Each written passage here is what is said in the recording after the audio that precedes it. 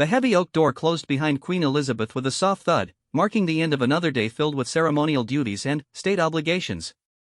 At 73 years old, she had performed this evening ritual thousands of times, yet tonight felt different. The weight of tradition pressed against her shoulders like an invisible crown, one that never truly came off, not even in the privacy of her chambers at Windsor Castle. Sarah Mitchell, her most trusted lady-in-waiting, began the familiar evening protocol that had been followed by British royalty for over 3 centuries. Every movement was precise, every action predetermined by rules written in dusty volumes that few people ever questioned. The Queen's evening routine was not her own, it belonged to the crown, to history, to expectations that stretched back through generations of monarchs who had never dared to deviate from the sacred traditions. "Your Majesty, shall we begin with the evening correspondence review?" Sarah asked, her voice carrying the respectful tone that protocol demanded, even after 20 years of faithful service. Elizabeth nodded, though her mind wandered to the phone call she had received earlier that day. Her youngest grandson, Prince William, had called from his deployment with the Royal Air Force. His voice carried exhaustion and, something else, a loneliness that reminded her of her own children during their difficult periods. He had mentioned struggling with nightmares, the stress of military service weighing heavily on his young shoulders. The first protocol required the Queen to review all state papers and correspondence before retiring. No exceptions. Every document had to be read, considered, and filed appropriately. Tonight, the stack seemed particularly tall, filled with reports from Parliament, briefings from the Commonwealth nations, and formal requests from various governmental departments. Each paper demanded her attention, her signature, her royal approval. As she lifted the first document, Elizabeth's hands trembled slightly. Not from age, but from the memory of her conversation with William. He had asked if she ever felt trapped by duty, if the weight of responsibility ever made sleep impossible. She had given him the expected answer about service and sacrifice, but his question had awakened something inside her that she had buried for decades. The evening protocols extended beyond paperwork. After the correspondence, she was required to meet with her private secretary for the next day's briefing. Then came the formal preparation for bed, specific nightwear chosen by her dresser, certain prayers to be recited, particular rituals to ensure the crown's continuity even in sleep. Every royal bedroom contained emergency protocols, secure communication devices, and procedures that transformed even rest into a state function. Sarah moved quietly around the room, arranging the next day's schedule, ensuring the Queen's morning briefings were properly organized. She had witnessed these evening routines countless times, yet tonight she noticed something different in Her Majesty's demeanor. Usually, the Queen approached her duties with unwavering focus, but today her attention seemed divided, her usual composure slightly shaken. The second document in the stack caught Elizabeth's attention. It was a psychiatric report on military personnel, discussing the rising rates of post-traumatic stress among young service members. The clinical language described symptoms that sounded remarkably similar to what William had confided during their phone call. Sleep disturbances, anxiety, difficulty processing traumatic experiences, all issues that the rigid structure of royal protocol seemed designed to ignore rather than address. Protocol dictated that the Queen maintain emotional distance from personal concerns while conducting state business. Royal training emphasized the separation between personal feelings and public duty. Yet as she read the report, Elizabeth found herself thinking not as a monarch, but as a grandmother worried about her grandson's well-being. The third protocol required her to review security briefings before sleep. Tonight's report mentioned increased threats against the royal family, necessitating additional nighttime security measures. Guards would be stationed outside her door, monitoring equipment would track her movements, and emergency procedures would remain active throughout the night. Even in sleep, she remained a target, a symbol, a responsibility that extended beyond her individual existence. As the evening progressed, Elizabeth completed each required task with mechanical precision. She signed documents, approved schedules, and received briefings about tomorrow's engagements. Yet her mind kept returning to William's question about feeling trapped. The protocols that governed her evening routine had been designed to protect the monarchy, to ensure continuity and stability. But had they also created a prison of tradition that prevented authentic human connection? The fourth protocol involved preparing her personal quarters according to specific security and ceremonial requirements. Certain doors had to be locked in prescribed sequences, particular items had to be placed in designated locations, and specific procedures had to be followed to maintain the crown's dignity even in private moments. Every aspect of her evening was choreographed, leaving little room for spontaneity or personal preference. Sarah finished arranging the morning briefings and turned to assist with the Queen's preparation for bed. This ritual, too, followed ancient protocols: specific garments worn in particular orders, certain prayers recited at designated times, and formal procedures that transformed the simple act of going to sleep into a state ceremony. The weight of tradition pressed against every moment, demanding compliance with rules that had governed royal behavior for centuries. As Elizabeth changed into her nightgown, she caught sight of herself in the ornate mirror that had reflected generations of British monarchs. The woman looking back at her seemed smaller somehow, more fragile than the public image the world expected. Behind the facade of royal dignity, she remained a grandmother concerned about her grandson's struggles, a mother who had watched her own children battle the pressures of public life. The final evening protocol required her to review emergency procedures and ensure all security measures were properly activated. Even her bedroom became a command center, equipped with communication devices that could connect her to government officials, military commanders, and security personnel at any hour. The crown never truly slept, it simply entered a different state of vigilance. Yet tonight, as she completed each prescribed ritual, Elizabeth found herself questioning the wisdom of protocols that prioritized institutional stability over human compassion. William's struggles reminded her of her own difficult periods, times when the weight of duty had seemed overwhelming and the support systems around her had felt inadequate to address personal pain. The evening concluded with her final review of tomorrow's schedule. 3 official engagements, 2 private meetings with government officials, and countless smaller tasks that would demand her attention and energy. The relentless pace of royal life left little time for personal reflection or family concerns, creating a cycle where duty constantly overshadowed human needs. As Sarah prepared to leave for the evening, Elizabeth made an unexpected decision that would challenge centuries of established protocol. Instead of following the prescribed bedtime routine, she reached for the secure phone that connected her directly to family members. The weight of tradition pressed against this impulse, reminding her that personal calls after the evening briefing violated established procedures. But, tonight, the voice of a concerned grandmother proved stronger than the expectations of institutional protocol. The secure phone felt heavier than usual in Elizabeth's hands as she contemplated breaking one of the most fundamental evening protocols. Royal communications after the official day's end were strictly regulated. Emergency calls required approval from her private secretary, family conversations had designated time slots, and personal needs were expected to wait until morning. Yet William's voice echoed in her memory, carrying a pain that protocol seemed inadequately equipped to address. She dialed his number, her fingers moving with determination despite the institutional weight pressing against this decision. The phone rang twice before William's surprised voice answered. "Grandmother? Is everything all right? It's quite late for a royal call." Elizabeth smiled at his immediate concern for protocol, even while struggling with his own difficulties. The training ran deep in all of them: duty first, personal needs second, institutional stability above individual well-being. "William, I wanted to continue our conversation from earlier today. Sometimes the Crown's schedule doesn't allow for adequate family discussions." There was silence on the other end, followed by a sound that might have been relief or surprise. In the background, she could hear the sounds of military life, distant voices, equipment moving, the constant activity that surrounded young officers even during their supposed rest periods. "I've been thinking about your question regarding duty and personal struggle," she continued, settling into her chair in a way that definitely violated the proper posture protocols for royal telephone conversations. "Perhaps some questions deserve answers that extend beyond official responses." William's voice carried new attention. "Grandmother, are you feeling well? You sound different tonight." Elizabeth considered his observation. She did feel different, lighter somehow, despite the weight of breaking established procedures. For the first time in decades, she was prioritizing family connection over institutional requirements, and the sensation was both liberating and terrifying.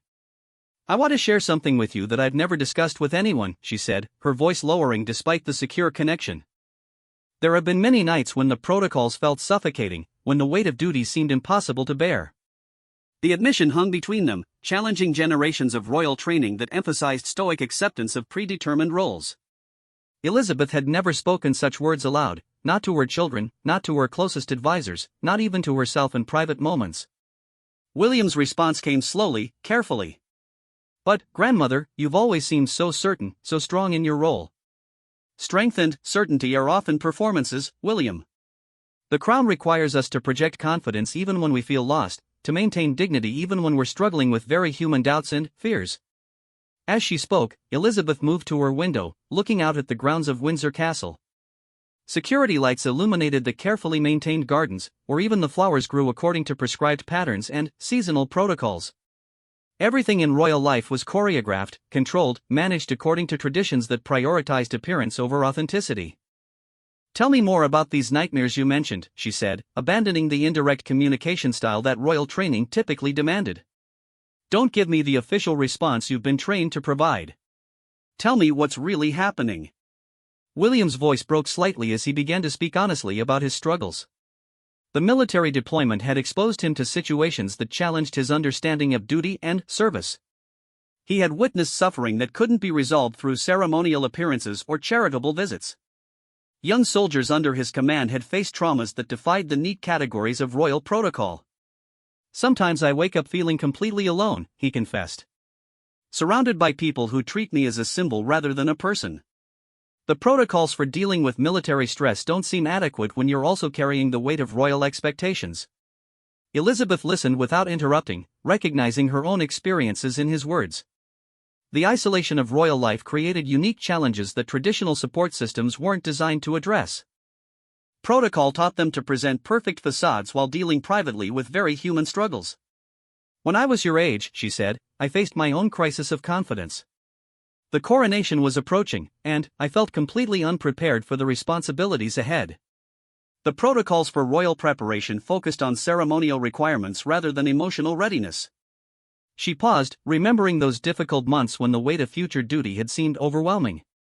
The training had emphasized what she should do, how she should appear, what she should say, but offered little guidance for managing the fear and uncertainty that accompanied such massive responsibility. "I discovered that sometimes the most important acts of service happen when we step outside prescribed protocols to address human needs that the official systems ignore." William asked about specific instances, and Elizabeth found herself sharing stories she had never told anyone. Times when she had broken security protocols to comfort grieving families personally. Occasions when she had ignored scheduling requirements to spend additional time with individuals who needed royal attention. Moments when institutional rules had seemed inadequate compared to genuine human compassion.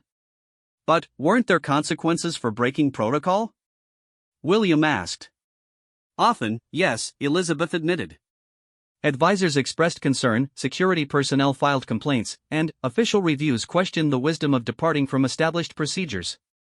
"But I learned that some human needs are more important than institutional convenience." As their conversation continued, Elizabeth realized she was experiencing something she hadn't felt in years: authentic connection with a family member that transcended their official roles. Not queen and prince, but grandmother and grandson sharing honest concerns about the challenges of their unique positions. "Grandmother, why have we never talked like this before?" The question cut to the heart of royal training that prioritized formal relationships even within families. Protocol discouraged personal vulnerability, emotional authenticity, and honest discussion of institutional pressures. Royal children learned early to maintain official dignity even in private family interactions. "Because I was taught that personal struggles were weaknesses to be hidden rather than challenges to be shared," Elizabeth answered honestly. "But watching you and your generation face these pressures has made me question the wisdom of that approach." They talked for nearly 2 hours, far exceeding any acceptable timeline for royal family communications. Elizabeth shared insights about managing public pressure while maintaining personal integrity, dealing with media scrutiny that never acknowledged human complexity, and finding moments of authentic connection despite the constant presence of protocol and security. William described his struggles with military leadership responsibilities, the challenge of maintaining royal dignity while serving alongside soldiers who faced life-threatening situations, and his growing questions about the adequacy of traditional royal training for modern service requirements. "The protocols don't seem designed to address actual human needs," he observed. "They focus on appearance and procedure rather than effectiveness and authenticity." Elizabeth agreed, recognizing that their conversation was itself an example of stepping outside prescribed formats to address genuine family concerns. The connection they were experiencing wouldn't have been possible within the formal structures that typically governed royal relationships. "Perhaps," she suggested carefully, "some protocols serve institutional convenience more than actual royal effectiveness." The observation carried significant implications. Royal protocols weren't just traditions, they were power structures that determined how the monarchy functioned, how decisions were made, and how family members related to each other and the public. What would happen if we started questioning more of these established procedures? William asked. Elizabeth considered the question seriously. Change within royal institutions happens slowly, carefully, with extensive consultation and gradual implementation. Yet some situations required immediate human responses that couldn't wait for institutional approval. Perhaps we need to distinguish between protocols that serve essential purposes and those that have simply become habits, she suggested. Their conversation was interrupted by a gentle knock on Elizabeth's door. Sarah's voice called softly, "Your Majesty, it's quite late. Should I postpone tomorrow's early briefing?" Elizabeth realized that her break from evening protocols had extended well past the designated bedtime established by royal scheduling requirements. Yet she felt more energized than she had in months, revitalized by authentic family connection that transcended official roles. "William, I need to conclude our call, but I want you to know that this conversation has been more valuable than any official briefing I've attended recently. Grandmother, thank you for reaching out tonight. This has helped more than any of the support systems they have here." As Elizabeth hung up the phone, she realized that her decision to ignore evening protocols had accomplished more in 2 hours than weeks of formal counseling and official support procedures had achieved for her grandson. The following morning brought immediate consequences for Elizabeth's protocol violation. Her private secretary, James Hamilton, entered her study with an expression that mixed concern with diplomatic disapproval. Behind him followed the chief security officer, whose presence indicated that the evening's extended phone call had triggered official reviews and procedural concerns. "Your Majesty," James began carefully, "there are some questions regarding last evening's communications that require clarification." Elizabeth maintained her composure while recognizing the institutional machinery that automatically activated whenever royal behavior departed from established norms. Every phone call was logged, every deviation from protocol was noted, and any unusual activity generated reports that moved through carefully structured chains of command. The security department noted an extended personal call that exceeded approved family communication windows, the security officer added. Standard protocol requires advance approval for conversations extending beyond 30 minutes, particularly during designated rest periods. The formality of their language reminded Elizabeth of the institutional distance that protocol created between her personal needs and official responsibilities. Even family concerns became security matters when they violated established procedures. "I'm aware that the conversation exceeded standard timeframes," she replied. "It was necessary to address urgent family matters that couldn't wait for the next approved communication period." James consulted his notes, his discomfort evident. "Your Majesty, the psychology department has raised concerns about establishing precedents for protocol deviations. They suggest that irregular communication patterns might indicate stress or decision-making difficulties that require professional evaluation."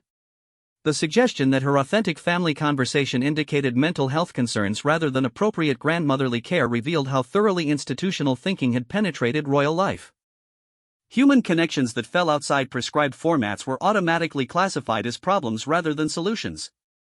"Have arrangements been made for Prince William to receive appropriate support through official military counseling services?" she asked, redirecting attention to her grandson's actual needs rather than her procedural violations. "The military has excellent support programs," James replied. "His commanding officers have been briefed on appropriate protocols for royal personnel experiencing adjustment difficulties." Elizabeth recognized the institutional response, official systems designed to manage royal family members' problems within established frameworks rather than address individual needs through personal connections. The support programs were comprehensive and well-intentioned, but they treated royal family members as problems to be managed rather than people requiring authentic care. Throughout the morning's briefings, Elizabeth found herself comparing official procedures to the genuine connection she had experienced during her conversation with William.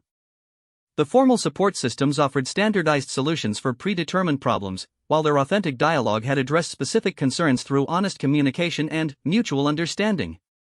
During her meeting with the Commonwealth representatives, she noticed how protocol shaped every interaction. Formal greetings followed prescribed formats, discussion topics were limited to approved subjects, and even expressions of concern were channeled through diplomatic language that obscured genuine emotion. The institutional structures that protected royal dignity also created barriers to authentic human connection. After lunch, Elizabeth received a call from William's commanding officer.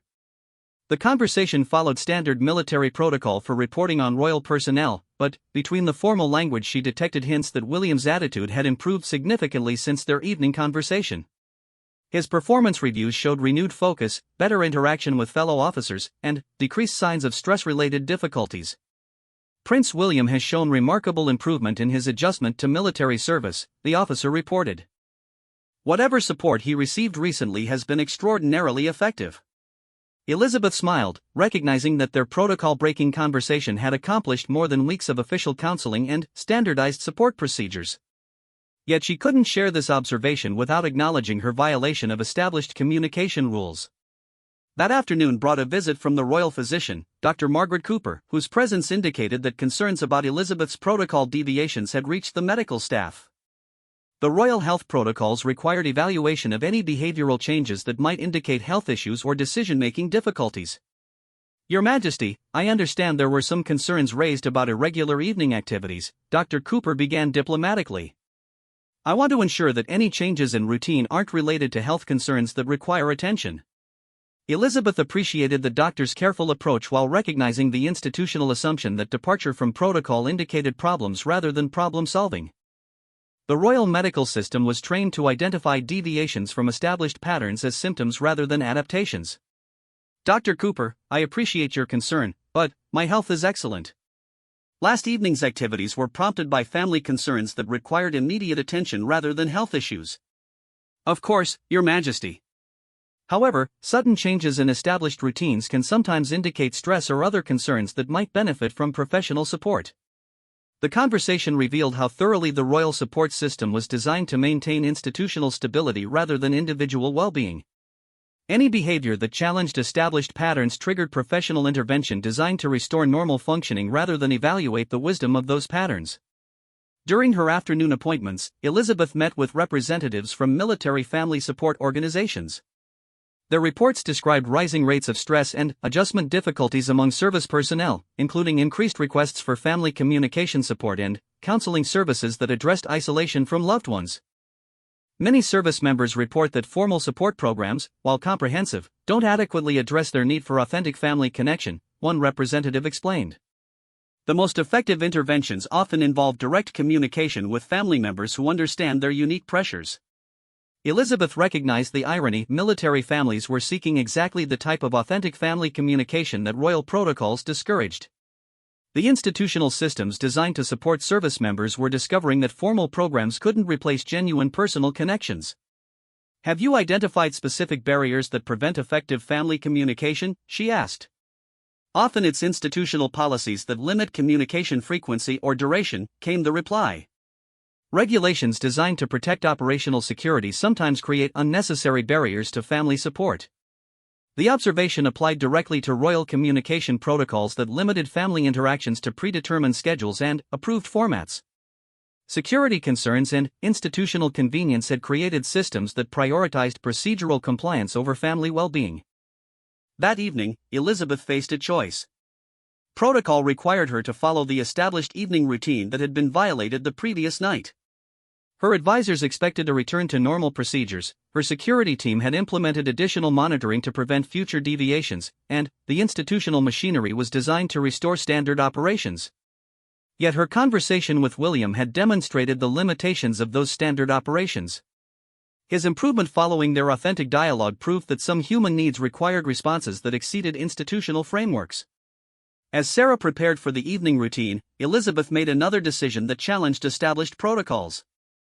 Instead of limiting her communications to approved family schedules, she decided to establish regular family calling periods that prioritized authentic connection over institutional convenience. Sarah, please inform James that I'll be implementing modified evening protocols that include extended family communication periods. Sarah's expression showed surprise. Your Majesty, shall I schedule a meeting with the protocol department to review the proposed changes? No, Elizabeth replied. Some decisions regarding family well-being don't require institutional approval. The statement represented a fundamental challenge to royal governance structures that required official approval for any deviations from established procedures. Yet Elizabeth's experience with William had demonstrated that some family responsibilities transcended institutional protocols. Your Majesty, the security department will need to adjust their evening procedures if communication schedules change. Then, they'll adjust, Elizabeth said firmly. Security procedures should support family well-being rather than restrict it. As the evening progressed, Elizabeth implemented her modified protocol. She completed the essential state business efficiently, then dedicated time to calling each of her family members individually. Not brief, formal check-ins, but authentic conversations that addressed their actual concerns and challenges. Her call to William lasted 45 minutes, during which they discussed his continued progress and strategies for managing military pressures while maintaining family connections. Her conversation with Prince Charles addressed his concerns about balancing royal duties with personal relationships. She spoke with and about the challenges of raising children within royal expectations. Each conversation violated standard communication protocols while strengthening family bonds that had been strained by institutional requirements. Elizabeth realized that her protocol modifications were creating the type of family support system that formal programs attempted but failed to provide. The evening concluded with Elizabeth feeling more connected to her family than she had in years. The authentic relationships developed through extended conversations provided emotional support that formal family meetings and official gatherings couldn't match.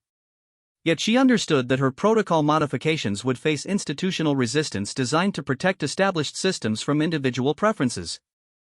3 weeks after Elizabeth began implementing her modified evening protocols, the institutional response reached full intensity. A formal meeting was called with the Privy Council, senior palace administrators, and security officials to address what internal reports characterized as systematic protocol deviations that threaten established royal operational procedures. Lord Chancellor Robert Stevens led the meeting with diplomatic precision designed to address royal behavior without direct confrontation. The assembled officials represented generations of institutional knowledge and professional commitment to maintaining royal traditions through careful adherence to established procedures. Your Majesty, Lord Stevens began, there are growing concerns that recent modifications to evening protocols may create precedents that undermine the stability and security framework that has served the Crown effectively for centuries. Elizabeth recognized the institutional language that transformed family care into threats to royal stability. The officials weren't questioning her judgment directly, but they were challenging her authority to modify systems that extended beyond personal preference into constitutional territory. The security implications are particularly concerning, added Colonel Harrison from Royal Protection Services. Extended communications create additional monitoring requirements and potential vulnerabilities that our current systems aren't designed to accommodate. The meeting represented a fundamental conflict between institutional needs and family well-being. The assembled officials were committed to protecting the monarchy through established procedures, while Elizabeth had discovered that some family responsibilities required responses that exceeded those procedures. Has anyone evaluated the effectiveness of these modified protocols? She asked. Are there measurable outcomes that should inform our discussion? The question caught the officials off guard. Royal protocol discussions typically focused on compliance with established procedures rather than effectiveness in achieving desired outcomes. The institutional culture prioritized adherence to tradition over evaluation of results. James Hamilton consulted his notes uncomfortably. Your Majesty, measuring protocol effectiveness isn't part of our standard evaluation procedures. Perhaps it should be, Elizabeth replied. If we're going to discuss the wisdom of protocol modifications, we should examine their actual impact on royal family well-being and effectiveness. The suggestion represented a revolutionary approach to royal governance, evaluating traditions based on results rather than simply maintaining them because of historical precedent. Most royal protocols had never been subjected to effectiveness analysis or outcome measurement. Dr. Cooper, who had been quietly observing, spoke carefully. Your Majesty, there have been some notable improvements in family member wellness indicators since the communication modifications began. The room's attention focused on her unexpected support for protocol deviation. Medical professionals were typically institutional allies who supported established procedures rather than individual preferences. Prince William's military performance reviews show significant improvement in stress management and leadership effectiveness, she continued. His commanding officers attribute the change to improved family support systems that have enhanced his emotional stability. Elizabeth felt vindicated but maintained diplomatic composure. The evidence supported her instinctive understanding that authentic family connections provided better support than formal institutional programs. Additionally, Dr. Cooper added, other family members have reported improved satisfaction with royal life and better ability to manage public pressures since the communication modifications were implemented. Lord Stevens struggled with this unexpected development. The meeting had been designed to address protocol violations, not to evaluate their effectiveness. The possibility that rule-breaking might actually improve royal family functioning challenged fundamental assumptions about institutional governance. Dr. Cooper, are you suggesting that established protocols might be inadequate for current royal family needs? He asked carefully. I'm suggesting that family support systems should be evaluated based on their effectiveness rather than their compliance with historical precedent, she replied diplomatically. The exchange revealed the deeper issue underlying the protocol conflict. Royal governance had become focused on maintaining established procedures rather than adapting to changing needs and circumstances. The institutional culture prioritized stability over effectiveness, tradition over innovation. Elizabeth recognized the moment as an opportunity to address broader questions about royal protocol philosophy. Perhaps we should examine whether our current systems serve the crown's actual needs or simply perpetuate historical practices that may no longer be optimal. The suggestion sent uncomfortable ripples through the assembled officials. Questioning established protocols implied questioning the wisdom of generations of royal advisors and institutional development. Yet the evidence of improved family functioning was difficult to dismiss. Your Majesty, Colonel Harrison said, security protocols exist for specific reasons related to threat assessment and protection procedures. Modifications can create vulnerabilities that may not be immediately apparent. Elizabeth appreciated his professional concerns while recognizing the tendency to prioritize security convenience over family needs. Colonel, have the communication modifications created any actual security incidents, or are we discussing theoretical vulnerabilities? No actual incidents have occurred, Your Majesty, but increased monitoring requirements have strained our resources and created operational complications. Then, we're discussing administrative inconvenience rather than security threats, she observed. Perhaps our security procedures should adapt to support family well-being rather than restrict it. The conversation continued for 2 hours, with officials raising various concerns about precedent, procedure, and institutional stability. Yet underlying their arguments was a growing recognition that the modified protocols had produced positive results that traditional systems had failed to achieve. William's continued improvement provided powerful evidence that authentic family support exceeded formal counseling programs in effectiveness. Charles reported better balance between royal duties and personal relationships, and described increased satisfaction with royal life since communication barriers were reduced. Your Majesty, Lord Stevens finally said, if these modifications are to continue, we need formal documentation and official approval to ensure institutional stability and legal compliance. Elizabeth recognized the institutional compromise being offered. Officials would accept protocol modifications if they could be formalized within existing governance structures rather than maintained as individual preferences that challenged established authority. Very well, she agreed. Let's develop formal protocols for family communication that prioritize effectiveness while addressing legitimate security and administrative concerns. The compromise represented victory for both family needs and institutional stability. Elizabeth's protocol violations would be transformed into official policy modifications, while administrators would regain control over royal procedures through formal documentation and approval processes. Over the following months, new family communication protocols were developed that balanced authentic connection with security requirements. Extended evening conversations became officially approved family support procedures.